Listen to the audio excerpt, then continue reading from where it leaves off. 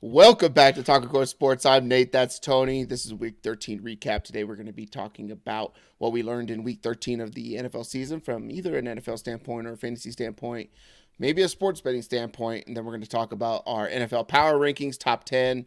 We're going to draft our top 5 sports-related pet peeves, give you a rant and a rave, leave you with the banger of the week. But first, as always, Tony, top of mind. What is top of mind for you? Patience, more specifically, having patience with our kids, our clones, our little ones. I struggle with having to tell them the same thing no less than 17,000 times, like from everything from cleaning your room, uh, turning the GD lights off, the usual stuff, the usual stuff Mm-hmm. probably everyone can relate to. But I teach a course at work, and I frequently have to repeat instructions dozens of times to grown ass adults, right? People that wipe their own ass. My kids wipe their own asses, but you know what I'm saying. But I do it every time, like happy, like with a smile on my face, like, oh, I'm teaching them, I'm reinforcing lessons. I should be treating my kids, we should be treating our kids the same or better, right? So just something I've reflected on recently and definitely need to work on. Don't cry, Nate, but we've only got them for so long before we let them spread their peacock wings and fly, right? Or we set them off Yeah. into the world. So just something I've kind of been thinking about. Yep. Yeah, I feel that too. Especially during the holiday time when you could put a lot of self-induced pressure on yourself, to, kids our age, you're making magic happen and all that kind of stuff, Mhm. right? So you just want to have a good time, but then you got your responsibilities and you Yeah, don't want to have to deal with that little stuff. And then you're like, God damn it, I still have to do this. Like, and you're like, yeah, and the kid's 9, like they're still yeah, kid as much as mature. I think our kids are pretty mature for their ages and stuff like that, but they're sure. still pretty damn young, like learning all kinds of stuff. But Yeah, what's yours before um, my feelings keep turning here? Let's go. What's yours? my top of mind is going to be this. Uh, God, I'm invested and I hate it. Um, I was watching the San Francisco 49ers and the Philadelphia Eagles. I am a 49ers fan, and I try to stay so separated from the teams that I support or that I root for because I'm also a Notre Dame fan. So if you know what that is, Ugh. it's tons of heartbreak. One, I've been through divorce, it's terrible. I've had my heart broken way too many times, and I do it to myself with sports teams by getting my hopes up, believing in it, becoming super invested, thinking I'm doing something in the house, whether it's I wear the same t-shirt, I put it on backwards, I don't shower because I haven't showered in the day, and then they score or whatever it may be, right? Um, Mhm. but on Sunday, the Niners, prior to said they're going to go to Philadelphia and beat the shit out of the Philadelphia Eagles. They went into Philadelphia. They walked onto the field, went right through their defensive back drills, and decided to huddle up right there and said, "Hey, this is our house." Basically, rode their bikes on my way to your bitch type of stuff, and they went in there and kicked the shit out of the Philadelphia Eagles. But in that, we saw Dre Greenlaw get into an altercation with a security guard on the sideline. Um, Not really sure why there's security guards on the sidelines. I get like on, to deter fans from jumping onto the field or be able to identify Yeah. who's wasted too much and doing dumb shit, right? Or something like that. But why there needs to be one next to a head coach and with a bunch of players seems pretty illogical to me, Tony.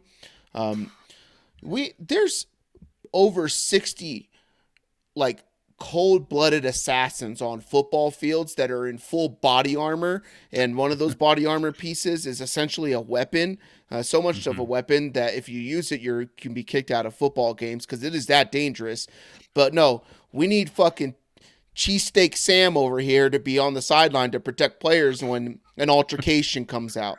What is that guy going to do, like loaded up with cheese whiz? What the hell is he going to do to Drake Greenlaw? He's going to get in his face. You're going to get fucking killed, dude. I don't care who you are.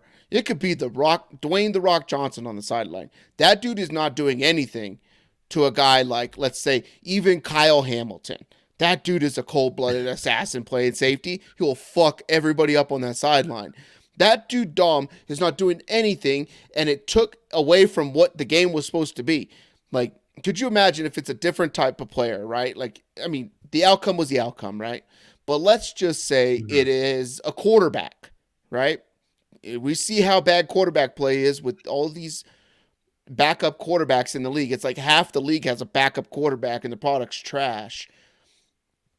Could you imagine, let's say Brock Purdy, or if it's Jalen Hurts on the opposite sideline or another sideline in a different game, and a premier quarterback gets in the face and points at a dude right in his face, maybe touches one of the nose hairs coming out of his nose, and he gets kicked out of the game for having an altercation with a sideline personnel that is not part Mhm. of the game, right?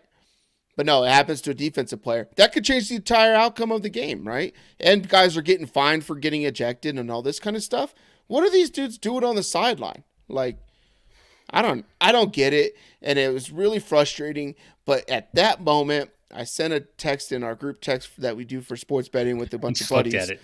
And I just said, I'm invested now. And this is now a tilt room. I'm sorry. And our friend David said, one hasn't not been a tilt room. But I finally got the tilt on it. And now I'm invested in the Niners. And I hope that they get the number 1 seed. I don't even care if they get the number 2 seed and have to go back to Philadelphia. Should Philadelphia make it to the, have the opportunity to play the San Francisco 49ers in the playoffs again. And I hope they get beat by 50 again because of that fat fuck Dom. And it's so funny because the dude gets hyped up on Pat McAfee's show because they talk about Dom, walking in front of Sirianni as Sirianni's doing all these, loud chant or talking shit after a game in a tunnel or something like that. Mm-hmm. So that's the only reason people know this dude. And then it's like everybody knows this dude. And it's like, what? He's just a 350-pound security guard with a bald head. Like, Big dude. from Philly. Who gives a fuck? Like, run a circle. Run a circle around that dude and see if he's going to grab you. No, he's going to be winded and you're done. Like, that dude's not Mm-hmm. protecting anything. They don't need that shit on the sidelines. And it could have affected a game. They're luckily it didn't affect the game. And it did. Maybe the Eagles don't score as many points as they scored. Or maybe it changes the way that the Eagles, drafted up plays and became different balance or whatever it is, right? It changes the game plan. Who knows what happens in those games, but it could be anybody on any team in the NFL, and you're gonna have somebody who's not even part of the team, just a security guard who's attached to the head coach. Mm-hmm. Fucking bozos. And You, you and know, I and I believe that if the Eagles had won, Nick Sirianni is not apologizing at the end of the game to to Shanahan on hey, sorry about that, this is this or whatever like that. I didn't believe, like, if the Eagles win and they just exploited where Greenlaw was all day, it would have just been, hey, good game, let's get out of here, right? Yeah, we beat their ass and this is this or whatever, right? Like, come on. It was fucking stupid. But now I'm invested, and I'm gonna be heartbroken because the Niners will probably yeah, lose to like the Cowboys later on, or maybe they lose to somebody that they shouldn't lose to in the playoffs, and then I'm just gonna be yeah, heartbroken again, and I'm gonna buy the Zach Wilson jersey for whatever team he moves to later on next year. yeah. You're invested, and now the 49ers are going to play the Eagles in the playoffs, and Brock Purdy's going to get injured. Christian McCaffrey's going to line up under center, and yeah, Shanahan's Yeah, going to blow it. Yep, yeah. I it's was written. I You said was it. You said it last week. I was told This that is the anybody script. I was told that anybody can run that system. Apparently not, Oh, because one of the greatest athletes on the NFL field, people think he might be an MVP candidate, right? Or he's more valuable to the team. He couldn't throw a forward pass. So it's kind of wild. Anybody can run that system, and Brock Purdy's a system quarterback and has all these weapons and stuff like that. Christian McCaffrey couldn't get it done. So, imagine Joe Flacco in that offense. oh god damn, dude, they'd be humming. They'd be humming. Let's move on. Speaking of Joe Flacco, let's move on to what we learned in Week 13. I'll let you go first, Tony. Sure. We've given tons of credit. Lots. We've showered D'Amico Ryan and Bobby Slowick with praise for their success this year. Kind of came out of nowhere. So how much of the blame do those guys get when their breakout rookie wide receiver Tank Dell goes down with a broken leg, a leg he broke blocking at the goal line on the line? What are you doing? Tank Dell is anything but a tank. If you didn't know, he's 5'10". Nick is like 7 inches taller than him, and he weighs Yeah, 165 pounds. He got tangled up, or I think rolled up on, and I yeah. just don't understand why he's in on that play doing what he was doing. I don't think Robert Woods was playing this past weekend, but you have Noah Brown if you want to throw a receiver in there. He's a bigger body. He does well blocking as a receiver. Weird observation, I know, but what I'm doing with that is raising the floors of Nico Collins, Noah Brown, Dalton Schultz when he returns. Maybe not this next week because they play the Jets, and the Jets aren't going to do anything on offense, right? So it's not going to warrant any type of movement. And they have a couple good cornerbacks on the other side, but for sure, every game after that for those guys. Yeah. Is that a hiccup? What was that? I was coughing and burping all at the same time. It was really painful, and it was so painful that I unhit the mute button as I was doing it and made my body jerk. That was Sounded crazy. weird. It's gonna sound weird. Listen to that when you go through and edit this bad boy. Yeah, it was bad. I felt it. I did it. I actually did it. My first one is going to be regarding the Green Bay Packers and their quarterback, Jordan Love. This dude is going to be a problem. He is now a problem, and it is going to be a problem for the NFL going forward. One, loaded with young wide receiver talent. So all they do is grow together, right? All of them are hitting these peaks together and growing. They have a young tight end, granted he's out right now, a rookie, and Luke Musgrave. But that dude's pretty damn good. They've been able to run the ball a little bit better. But Jordan Love is starting to get all of the timing down in this offense. All the timing, his decision-making is getting better. He's getting a lot, half a season of reps, essentially. And it's showing up that the Green Bay Packers may just have another one of those quarterbacks who's going to be there for 15 years and is going to dominate the league, man. When you think about, I'm not a big fan, but Christian Watson, I'm only not a big fan because he's consistently hurt with lower leg and lower body injuries. Christian Watson, Romeo Doubs, Wicks. You got the two running backs in Aaron Jones and A.J. Dillon. He likes playing video games. Don't forget about Jade. Did you say Jaden Reed too? You got Jaden Reed too, who maybe he might be the best receiver on the team. And I'm a big Dobbs guy. I think Dobbs is great too, right? But you got Jaden Reed. They have so much talent, and Jordan Love's going to be able to grow with them. It just feels like he's getting his legs under him and his mind right, and it's starting to click. And when you look at it, Jordan Love hasn't had that bad of a season. He has turnovers. So he's got 22 touchdowns, 10 interceptions. He's sitting at, I think it was somewhere around 230 passing yards a game, right? And ideally, what you want out of quarterbacks, 250 and 2. If you can get 250 and 2, you're going to get 34 touchdowns, whatever 250 times 17 is, right? But it's pretty close, a little bit over 4,000 yards, I believe, right? So, yeah. It's right over 4,000. Yeah, 4,250 yards on a season, right? That's going to put you in the QB1 territory, and he's pretty dang close to it. So, Jordan Love, when you're looking for next year's redraft and stuff like that, there's going to be a lot of value there. Maybe people will overhype that team and what he'll do and their receivers. I probably wouldn't even mess with the receivers on the team and just draft yourself a little bit of Jordan Love, right? Or go after the tight end because there's so many weapons on the receiver end. Just go grab the quarterback in a 8th, 9th round or something like that, where you'll probably be able to get him because people aren't sure. But I think he's going to be a top 12, top 8 quarterback next year. So Jordan Love is my number one. Yeah, we did not link up and display in our shared notes here what we were picking. So one of my picks was also Jordan Love. I was going to ask you if you're feeling the love. You clearly are feeling the love tonight. Tonight, yeah. Packers have won 4 or 5. They just took down the Chiefs. That sucked. That hit the bottom line here. Officiating blunders aside in that game, I think Green Bay looked very good. Jordan Love looked good. It's kind of been a theme, and the data backs up a considerable amount of progression for him. You've kind of spoken to that a little bit, but since week 9, Jordan Love is 3rd in EPA per play. It's kind of a measure of efficiency, 7th in success rate, 6th in yards per attempt, 6th in adjusted completion percentage. It's a lot of top 5 numbers here. 3rd in passing touchdowns, 4th in passer rating, 5th in big time throws, 3rd in completion over 20 or more yards. The Packers are the 7th seed now. And I think like 5 or 6 weeks ago, we would have called them like, yeah, they're getting a top 5 draft pick, right? Like they turned it around quick. But what I'm doing with that, to make the playoffs, they're plus 170. To win over 9.5 games, they're plus 164. The argument for me here is that they have games left against the Giants, the Bucks, the Panthers, the Vikings, and the Bears. They have 6 wins. They're winning for maybe even all of those, right? If they play the consistent, smart football they've been playing.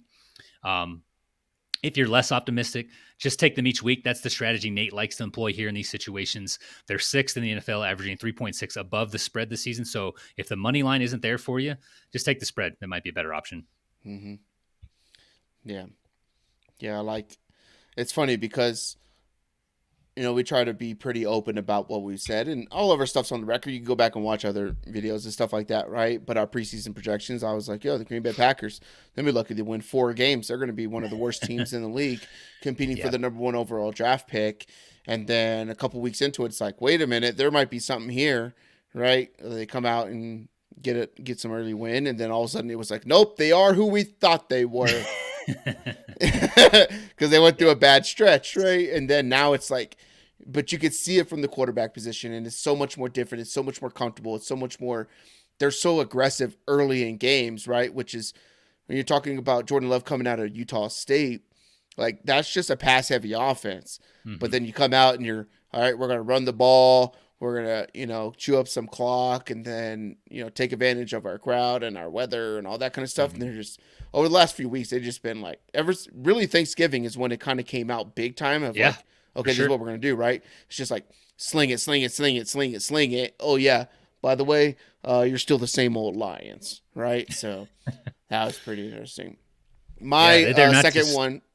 Sure. Go ahead. I was going to say they're not just running the ball on first and second down for 2 yards a clip, right? And then getting like a third of your third downs. They're actually passing the ball and being a little more unpredictable. So I love watching them now. They're actually a fun team. Yeah, anybody to take down the Lions. That's all I care about right now. So, I talked last week, and I've talked before multiple weeks about this guy, and my number 2 is going to be,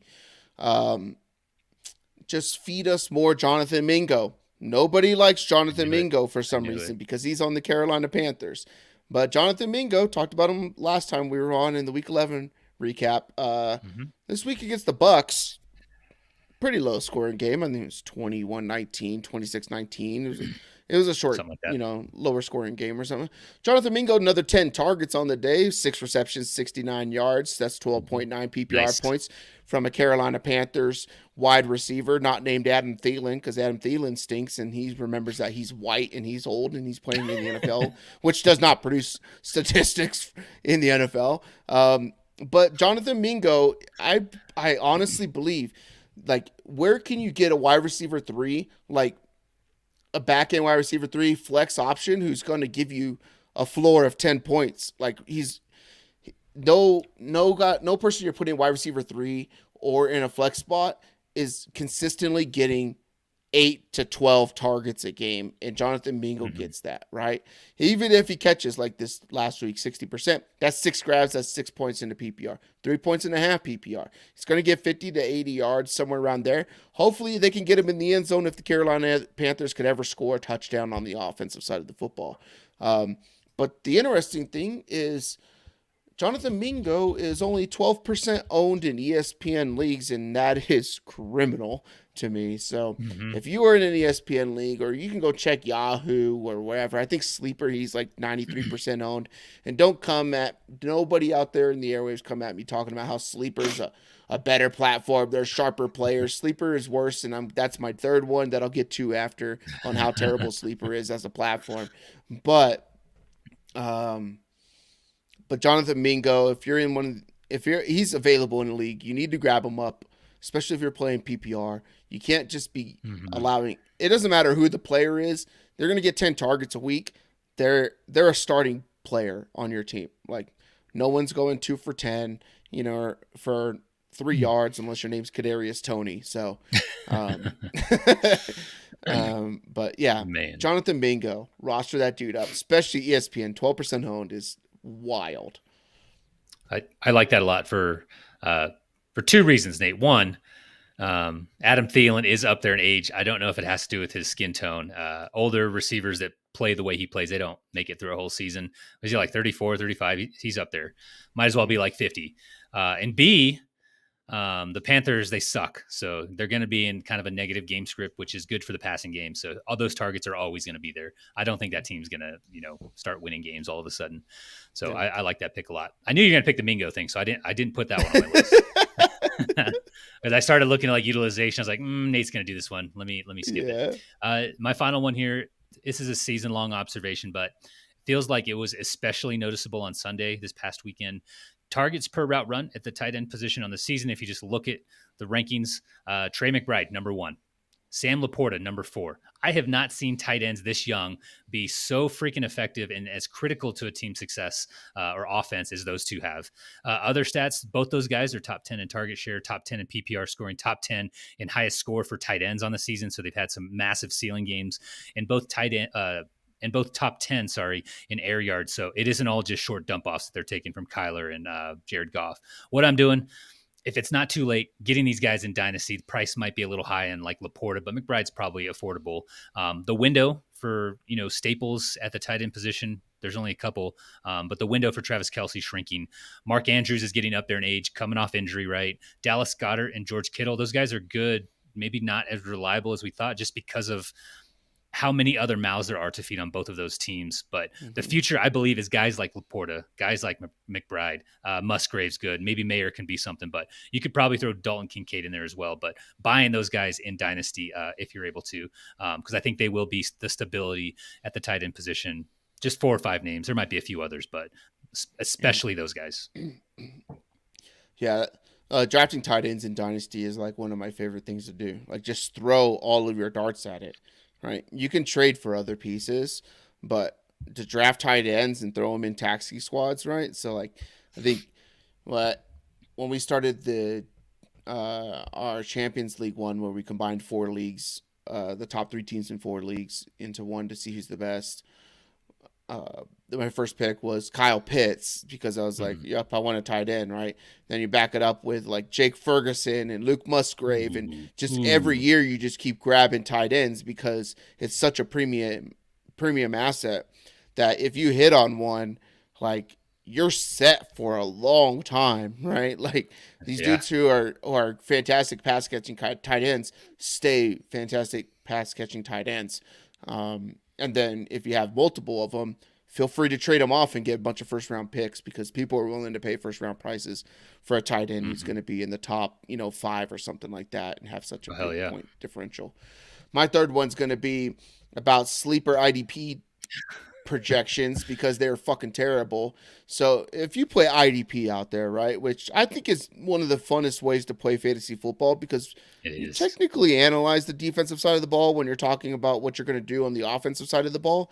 And I think you learn so much more about the game of football and the fantasy aspects and what teams are going against while playing IDP.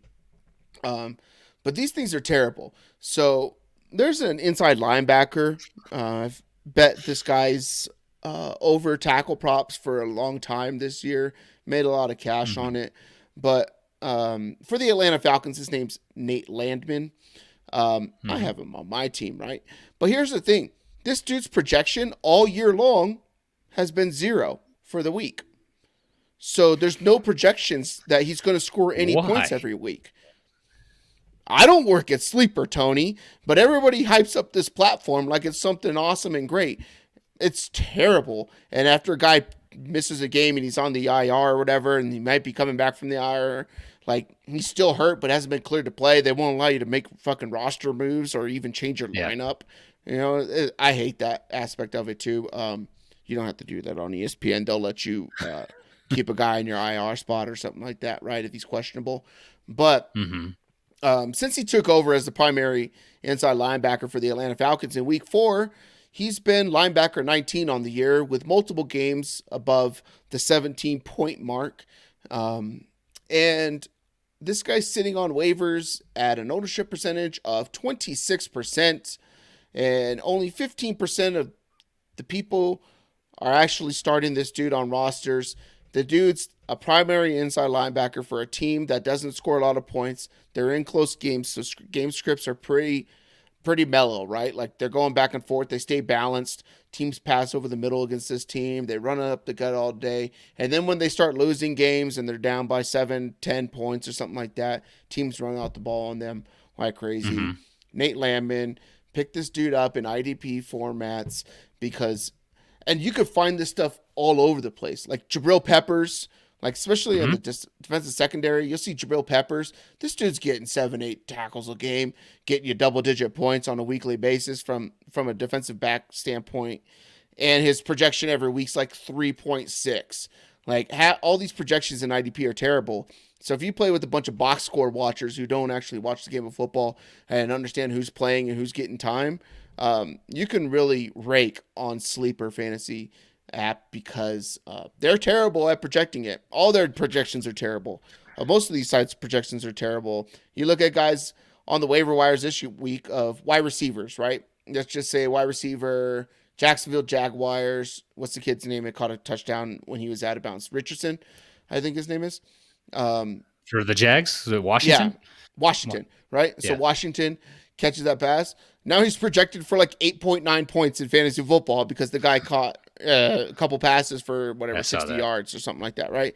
Like it's crazy. Like no, like what makes us think that this guy's going to catch passes because he had 1 week over 4 points? Like it doesn't. It's not logical. But sleeper IDP is where it's at. I've dominated an IDP league for the last few years because if you just pay attention to the defensive ball, you have such an advantage over everybody who just watches box scores. Well, Nate, before you move us on, I just used one of my invite codes and I took Sleeper's handle on Blue Sky. So Nice. there you go. Good job. Good job. Sleeper Good Sleeper job. HQ. Sleeper HQ is run by me. Nice. That's so good. Check out our shitty IDP projections. I think. Oh my god, I'll post that right now. Go ahead. Go ahead. Yep. Nate Landman's linebacker 19 since week 4, and we still project him at 0. It's so good. Tell all of your friends. Oh man! By the way, gamble on our picks site that's on the platform too. It's just hidden in there. Let's move on to a draft. We are going to draft our top 5 sports-related pet peeves. Tony, there's a lot of things that happened this last week that are really, how do you say it, peeving? Is that a word, peeving? Peeving? I'm peeving, you know, peeving Steven. But I don't know if that's a thing. It sounds like it's from Alabama. But a lot of people are Roll upset Tide. about college football.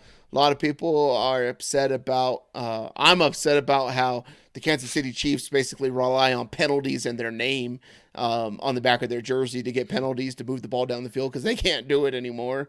Fat dudes on the sidelines. There's all kinds of stuff in sports that we see every week. Now here's the guy that we get peeved by. So we're going to Oh draft our top god 5 damn it. sports pet peeves. Tony, would you like to go first? So this could be anything.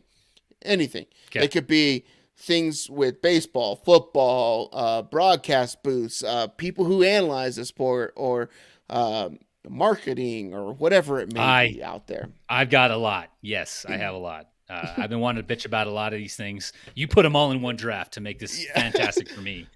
Top My 40 first sports related pet peeves. 7-hour episode. My first one, I'm taking the first pick. Sorry. Okay. The term. So my first pick is the term or the phrase America's team. It's dumb. I know we've talked about this before. I think we've incorrectly labeled the Cowboys or Patriots America's team. If we believe in that, I don't. But if I did, I believe that title would belong to a team that's played in Cleveland, that's played in LA, that's played in St. Louis, and then LA again. The Rams would be America's team if I supported it, but that's my first pick. Calling an NFL team or any sports franchise America's team. There's like 30 teams in every league. Come on, get out of here with that. Yeah. If there's any team right now that is America's team, it is the San Francisco 49ers because you could talk all the shit you want. We're going to go kick down your door, beat your ass, and walk out and just leave it there how it was before we got there. So that's what we do as Americans, back-to-back World War champs, conqueror of continents, first of their name. Mother of eagles, father of eagles. Keep this going. Mother of atoms and biological warfare. Oh man, my number one is going to. Dang it! I have so many, and I don't think we're going to overlap on many here. No, probably not, man. Probably not. God damn All right, my number one is going to be, because this affects our pockets, and I'm on a right around New Year. I always get into like money, finance, and trying to help other Hmm. people realize that they don't have to live the life they got to live, right? Um, but sports being split between way too many streaming services, you have to have, and I know Tony, you're a big go to Best Buy every 14 days and get a Apple coupon TV. code, and you do really well with that stuff. I don't want to do that shit. I just want to come home, watch a fucking game, right? But no, you got to have an over-the-air antenna for your local games, or you got to get NFL Plus for the local games. But you can only watch those on mobile devices. If you have a streaming TV like everybody has in the world, you can't watch your local team on your television, and you can't even AirPlay it to your television from your phone because it blocks that Yeah. feature. It's ridiculous. Oh, you got to have Amazon Prime. You got to have NFL Network for the overseas games. By the way, you got to have ESPN for Monday Night Football, but sometimes they'll show it on ABC. And if you got ABC, you got to have an over-the-air antenna for that. If you want to watch English Premier League soccer on the third Saturday of the summer solstice, you got to make sure you have Peacock. But then sometimes you could watch Bundesliga on ESPN Plus, but you got to have that. Like sports streaming, they're just everywhere. It's like trying to figure out, hey, where can I watch The Office? Is it on Netflix? No, it's on Amazon Prime this month. Oh, then you have to pay for them on Amazon Prime. And then the next thing you have to do is make sure that you have HBO, because it's probably going to end up on HBO. And then like there's just too much, and all it is like people went to streaming and cord cutting because it was cheaper. It's now more expensive than Not having cable if you're anymore. paying for it all. It's Yep. crazy. This is why we pirate from Madagascar IP addresses on the internet. Get out of I don't. us. I don't know what you're talking about. I don't know what you're talking about. I know what I'm What? talking about. Uh, Firesports. Nah. Jesus. I don't know. I just pay for them all, and it really bugs me. Try Premier League soccer, Champions League soccer. Jesus, man. It's terrible. It's Peacock, terrible. Hulu, I got to get what is it, Sling to stream and DVR some of these. It's ridiculous. Yeah. I agree with you on that one. I'd rather go deliver groceries than have to fucking figure out where to watch a game. It's crazy. My number two is going to be. I'm going to say television analysts, especially in the fantasy football realm.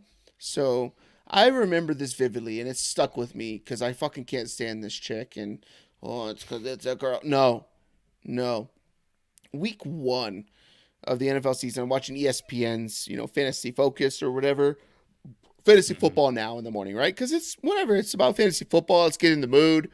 And the girl talks about how projecting players and stuff like that. Well, if you look at the Houston Texans, they gave up however many yards on the ground per game in 2022. Listen, it's week one pregame. The Houston Texans don't have the same players. Like they have Denzel Perriman at linebacker at the time, right? Like they have different players all across the defense. They have a different head coach. They have a different defensive coordinator. They have different offensive coordinator, which translates to how much they're on the field, how many points they're going to score, let alone meaning that other teams aren't just going to run the fucking ball for 3 quarters against them because they're up 21 points. Hmm. The schemes and the systems and everything's different. It doesn't matter what they did in 2022. And you're on the worldwide leader of sports spewing bullshit. Like, and it happens every single week, and it's just headline clickbait bullshit. And I get it. They're not actually in the information journalism business. They can say they're in the information journalism business. They're in the marketing business for commercial ads. What can you get people to do Entertainment. to Yep. stay on the platform and be entertained so that we could run commercials and we could charge a fuck ton of money out of them, i.e.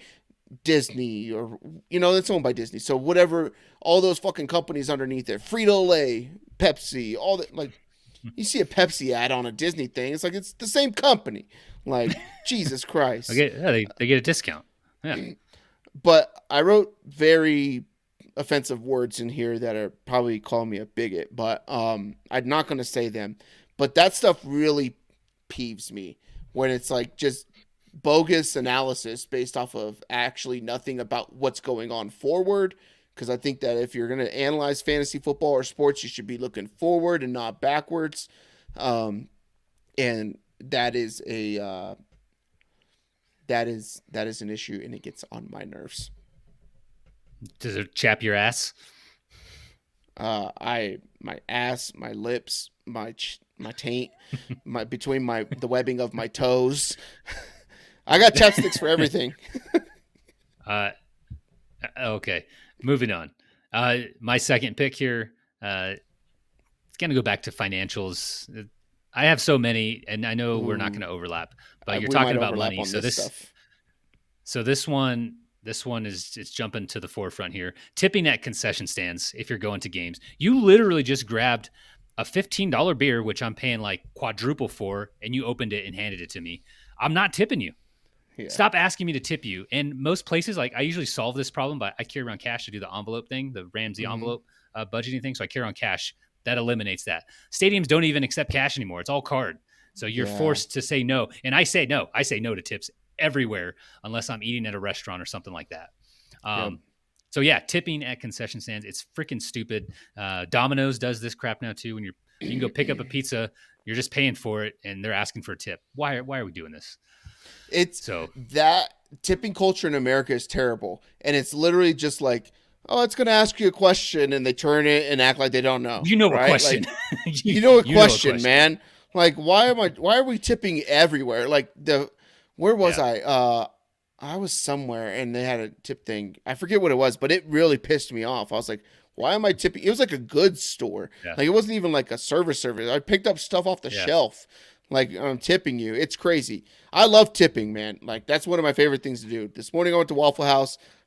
I like doubling my check, right? My meals aren't that expensive, and I got two little ones that eat pretty cheap too. So I don't have to worry about it too much, right? So a normal meal for a family of 4 may be $80 to $100 or whatever like that. For me and my kids, it's $35. Okay, I'm gonna tip $35 if you take care of me and my kids, right? But yeah, that's awesome. Like just double it up or whatever like that. But like I love tipping. But I'm not doing it when I go to the fucking gas station or I'm going to a concession stand to pour beers that are $15. Come on, yeah. It's dumb. I am proud of you. We just became better friends. You want me to come over? We can do karate in your garage. I'm gonna start carrying around my Square app with the little card swiper, and then when people say thank you for your service, I'm gonna pull it out. Be like, I'm gonna ask you a question. Just hand them the phone. It's gonna ask you a question. That's so good. That's so good. All right. My next one here, moving away from financials to time. Time's probably more important than money. This one is about the Eastern time zone. Could you imagine being a fan of West Coast teams or trying to watch your team play on the West Coast? I know you can. And that game doesn't start until 10:30 p.m. at night. It's why I will never live on the East Coast. It is ridiculous that we start games that late. I know we have to wait for like the West Coast people to get off work, but why? Why do we do this? I hate it. Mountain time is the best time for sports. I will die on that hill.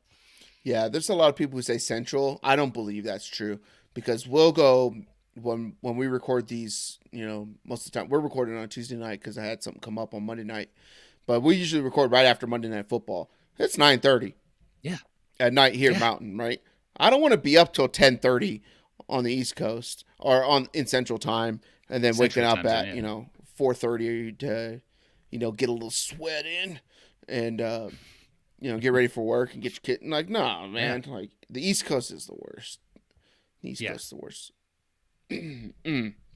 Just live in a different country. My third one is going to be Tony Romo for bringing the RPO into the booth. He started talking about run pass option, and it became this buzzword that everybody uses now. Anytime somebody fakes it to a running back, that's called play action. There's not actually a run option there. There's not a pass option, or there's just not runs and pass options on every single play. Like almost every play is like this, where you just do play action. That's what it's called. It's what it's been called forever. The quarterback isn't designed to run out of any of these plays either. It's just play action, stand in the pocket. Not everything's an RPO, but now you got fucking Mm-hmm. Chris Collinsworth and Troy fucking Aikman, Oh and God. Troy Aikman's so terrible. Back in my day, they play the football, and the analytics say like all this stuff, man. I my number one pet peeve is Tony Romo bringing the RPO because I'm tired of hearing RPO when it's not an RPO. There's no options after it or before it. It's just acts. Yeah, that's good. That's my third one. My fourth one is going to be about and I'm gonna get into this later with my rant rave segment or my rant because I don't think I even Oh, put rave to you. I just said rant. can't Um, wait. it's gonna be the social mediaification of sports gambling. There's going to be a study about this in 30, 40, 50 years about this time of like mobile app gaming and the social media aspect of it and how Mm-hmm. detrimental it was to the American population because the American population and business is about making cash, right, regardless of where it comes from. I hate companies that make I get the gambling aspect or whatever, right? Because it can be viewed as entertainment, but when your entire company's means of making a profit is the failure of other Americans, and Mm-hmm. then act like you want to help or you're providing a good service, um, then I have an issue with it.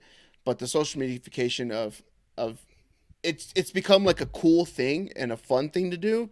And I don't think that there's enough like education or talk about how to be responsible about it. It's just like, gambling problem, call 1-800-GAMBLER. Terms and conditions, go to the app, right? Like that's how ESPN's is or something like that. Yeah. Um, but to make it like it's just everywhere. Like every game that you watch, the odds are on the screen. Every Hmm. UFC fight, it's every single round, right? And then they show like the tickets of like people who hit these massive like 12 leg parlay. Like that's like hitting. You probably have a better chance of hitting a lottery than hitting a 12 leg parlay. That's actually going to pay you decent, right? Like to Yeah. not be like over points being over 2 points in this NFL game for 36 teams or something like that, whatever it may be. But like DraftKings has the social aspect to it where it's like see what your buddies are betting and tail it, Oh yeah. right? Yeah. The group. Or you see these I'm not going to get into that. You you see things that's like on the main screens of like big people and their parlay play of the day and all this kind of stuff. Or they show like these 4 leg parlays on FanDuel when you open up the app. And it's like 9,423 people have bet this, right? Because it's like right on the front of the screen, and people just like, Well, that's oh, everybody definitely else not is, going to win. yeah, everybody else is betting it. I should bet it. I don't want to miss out No. or anything like that. And I think it's dangerous, and I think people should really be more concerned about how they do it and how they manage it, and have Mm-hmm. plans that don't affect your individual pocketbooks. Because there's a bunch of people right now that are struggling because interest on student loans just started back up in October, and they haven't been paying them, so um, they're getting hammered with thousands of dollars of interest right now while gambling on the side and having fun and trying to hit this big one. Yeah, but the social media aspect of it, it's cool. It's fun to watch people lose Yeah. and to lose with them and be like, yo, man, we almost hit it. On to the next one. Or, and it's like, yo, like people are just spending money that they don't have. And I don't think that is something, That's it's weird. You don't see commercials for slot machines. You just don't. Like, maybe you did when those like were first a thing. You don't have to have commercials now. Walk into a casino, yeah, everyone's sitting at all the damn slot machines. They yeah. don't need to advertise for them, right? I don't know, And man. that does not make sense. Like people are spending so much money right now. I'm being told interest rates are driving the economy into the ground, but like spending is through the roof right now. It doesn't make any sense. Where I are don't you people know. getting all this money? That the S and Black P Friday, 500, set the records. S&P 500 is up 17% on the year. The So economy's doing pretty damn good. I don't. Yeah, I don't. I mean, I invest, so I appreciate it, but I don't Yeah, understand it right now. yeah. Yeah, that's a good one. It's still new, so maybe Mm. there's some regulations or something to kind of tail that shit back. Uh, but I think there's still a lot of states where gambling is going to be legalized, sports gambling soon. So it's still not even legal in all the lower 48. So Mm-hmm. probably going to get worse before it gets better, but we'll see. Oh shit! All right, what are we doing here, Nate? You I'm have gonna go. two So last we've picks. talked about a phrase. We've talked about some money. Talked about time, kind of like money. We're gonna go with some fun. So this one pisses me off because it's a thing at baseball games. It should be a thing at football. I don't know why it's not. But what really chaps my ass is stadiums that have a zero tolerance for beach balls. Let us bop the damn volleyball. It's harmless. It's harmless. And in baseball, like you have the Mm-hmm. nets, you're not going to interrupt the field of play. The Rockies, Coors Field is notorious for it. They'll find the ball and they'll take it and they'll pop it right there in front of kids. What are you Mm-hmm. doing? Dodger Stadium, they're just going everywhere. I don't think they enforced it as heavily there, but I'm bitching about it because it is heavily enforced here at Coors Field in Denver. Next year, we're taking a We need bunch to. of beach balls. We've talked about it. We just haven't done it yet. Yeah. We gotta take a bunch of beach balls. All right. Could you imagine we're just in the second deck and we blow up like fucking 20 of them right in front of us or something like that? And then you just like Yeah. boom, boom, boom, boom, boom. And then the whole lower deck is all Dodger fans. Just like, yeah. Like, oh, dude, that'd be so good. So It'd be good. so good. All right. Next season, we're keistering like 7 beach balls each. They'll smell like shit, but we only got to hit them once. We're gonna have a good time. Last one. This one's kind of relates to your last pick. When an NFL player knows that I need one more receiving yard in my 12-leg parlay, and they roll an ankle or just disappear from the game all of a sudden, happens every weekend, and I'm not ever going to recover from that financially. I'm never going to stop doing it either.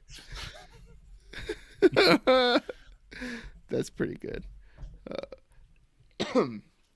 My last one is going to be dude, I got so many that I like. As you were saying your baseball one, I knew you weren't going to pick what I have written down because you're Sure. a terrible human being. But, oh man, people that leave games early. That is my fifth and final one. Plan accordingly. If your team's losing and it's the last inning of a game or 2 innings of a game, you're down 6, stay to the end of the damn game. You paid for a ticket, stay for the end of the game. Sure. Like you saw in the Niner Philly game, there was a lot of Philly fans that left in the middle of the fourth quarter. I just don't, I don't know. You support the team or you don't support the team. It just feels weird.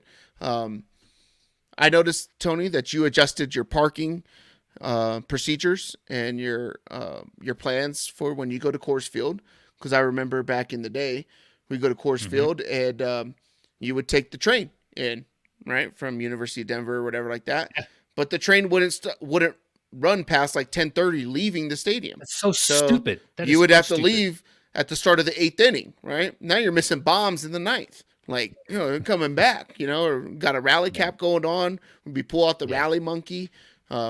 Without kids around, obviously, but like you had to leave games early or whatever because of that. But now you park right next to the stadium, and it's a nice. You stay to the end of the game, have a good old time, do the 7th inning stretch, relax a little bit. I can't stand when people leave games. Oh, this game sucks. Like you paid $230 to come to a game that sucks.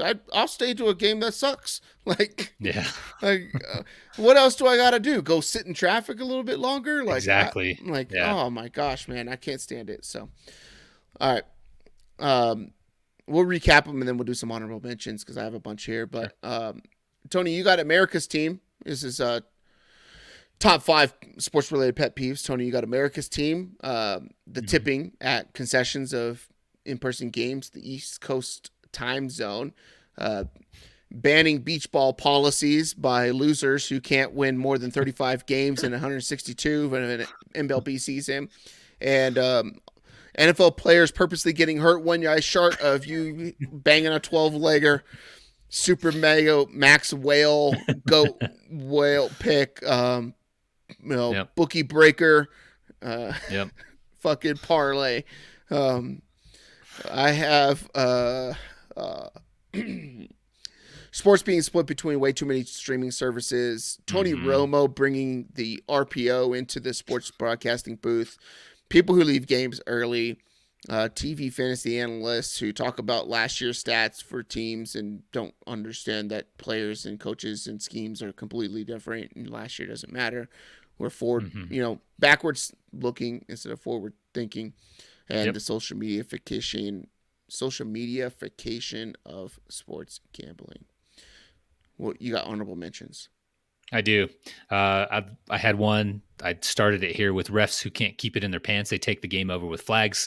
We know there's holding, like in the NFL in every play. You don't need to call it every time. Come on. Mm-hmm. Especially like primetime games. It drives me crazy. Fans that don't understand. This is probably maybe exclusive. Maybe it's exclusive to your team as well.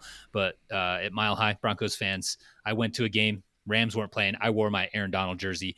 I heard like fucking 50 times like, hey, jackass, the Rams aren't playing right. No shit. No shit. I know this. I'm just a fan of the game. Like, I think it's Broncos fans only for that too. Cause like we go to Coors and I always see like neutral fans like, oh, that dude's just a baseball fan. That's awesome. Right.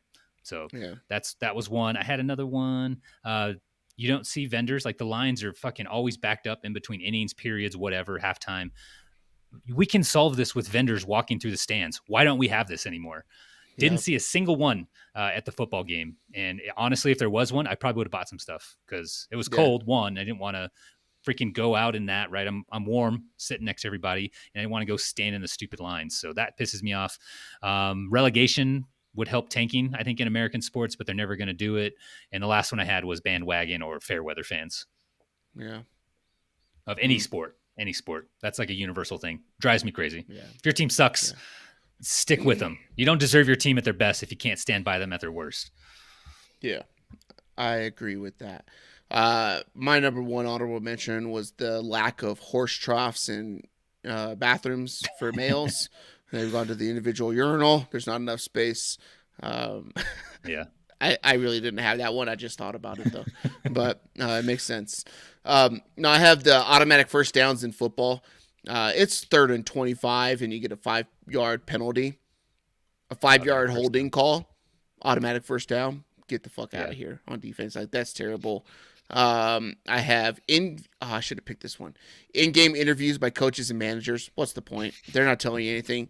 We got to play better on defense. They went down and scored, and we got to get better and establish the run and, get off the field on 3rd down. Like, you could already tell what they're going to say. That's why the chick made up shit because she couldn't get with the coach. But are they going to be mad if I say, yeah, we got to get off the field on 3rd down and establish, become more balanced on offense? No, because that's exactly what they're going to say. It's a waste of our time.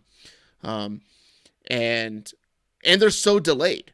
Like, yep, here's whatever, Aaron Andrews with Coach Sirianni, and you realize it's like in the break, but you're like 4 minutes into the second quarter. Like, it didn't happen.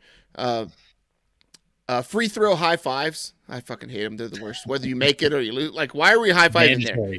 It's mandatory, man. It's the dumbest thing in the world. It pisses me off. I had the wave. That's a pet peeve of mine is the wave. No, that's why you're wrong. When you you're said so I'm going wrong. to baseball, and then I realized that I'm wrong because you're not ever going to pick the wave. And then I had waiver wire pros. Like, we all watch football and watch box scores. Like, waiver wire pros, they go and make their video real quick or put out their article, and here's what you need to get on the waiver wire, and it's just the guy who scored a touchdown this week. Like, he got some targets in the end zone.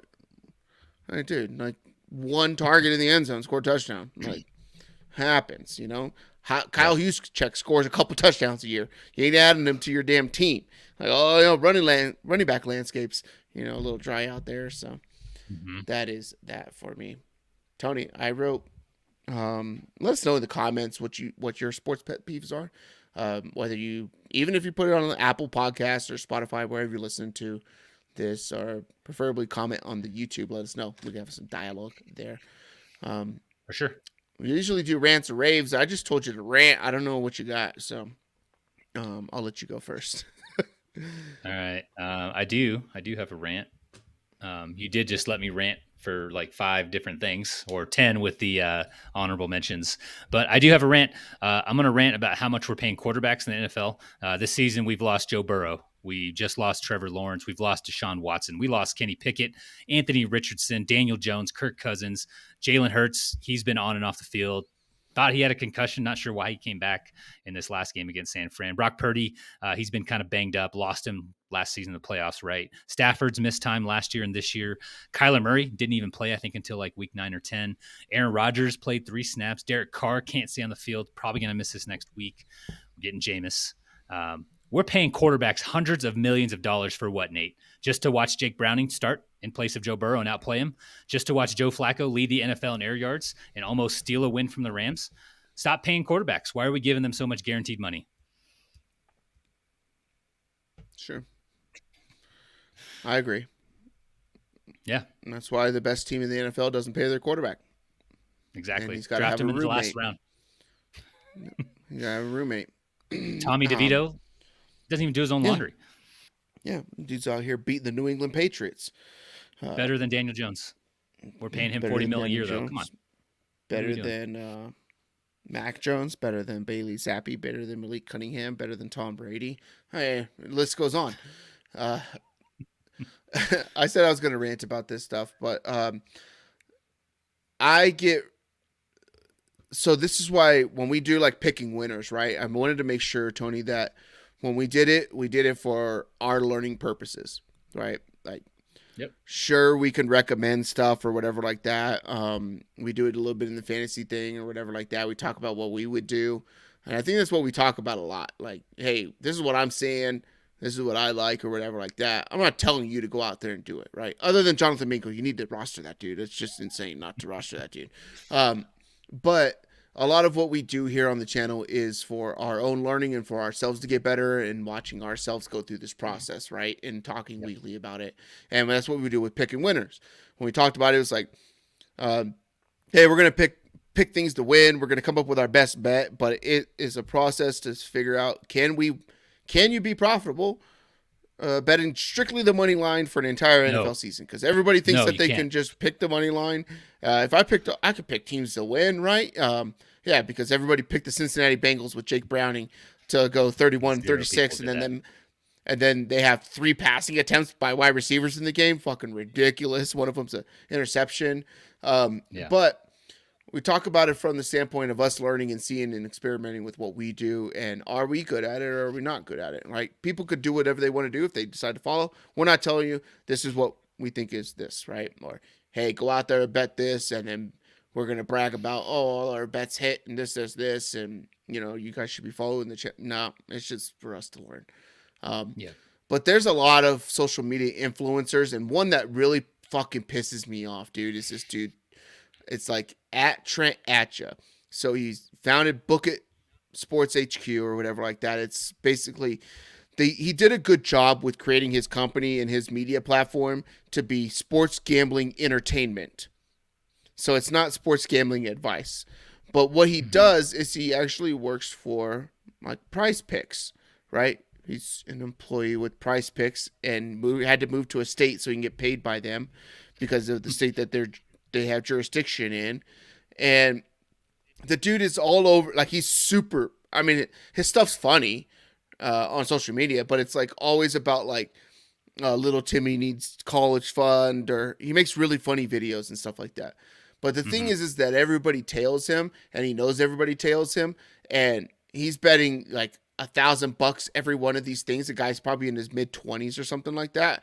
And all of his cash comes from the actual company itself that he works for to put into accounts to show that he's betting this much, so other people bet that much because, we're all going to win it together, right? And and the dude just consistently loses. Like, he's called the Fade God.